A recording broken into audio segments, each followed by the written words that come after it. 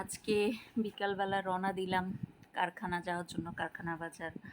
ওইখানে হচ্ছে খুব সুন্দর একটা দিঘির মতো আছে, আবার হচ্ছে রেল লাইন আছে। ওটা দেখার জন্যই গেছিলাম মূলত, আর ভালোও লাগতেছিল না, একটু ঘুরে আসতে মন চাইলো, এর জন্য গেলাম। তো অটোতে উঠা, এই যে অটোওয়ালা, উনি মনে হয় আঙ্কেলই হয়।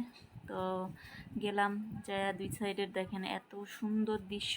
আর বিকেলবেলা তখন, ওই দিন আবার লোকজন কমই ছিল। এই যে রেল লাইন, খুব সুন্দর রেল লাইন। ওই সামনে হাঁটতে হাঁটতে খুব সুন্দর একটা বসার জায়গা ছিল।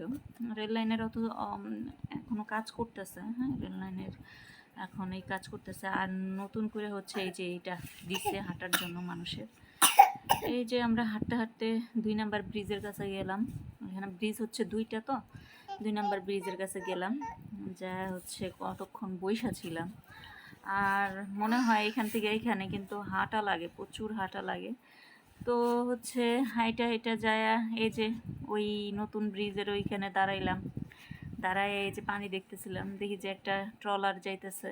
এই এরকম এই ছোট ছোট ট্রলারে সবাই ঘুরে আর কি এই পানির মধ্যে। এই ট্রলারগুলি জনপ্রতি এক একজন যেভাবে পারে সেভাবে আর কি, যার থেকে যেভাবে পারে সেভাবে টাকা নেয় আর কি। তো এই ট্রলার দিয়ে সবাই ঘুরে। তো হাইটা আইসা এখানে আইসা ঝালমুড়ি মাখা খাইলাম। এখানে পেয়ারা মাখাও ছিল, আচারও ছিল।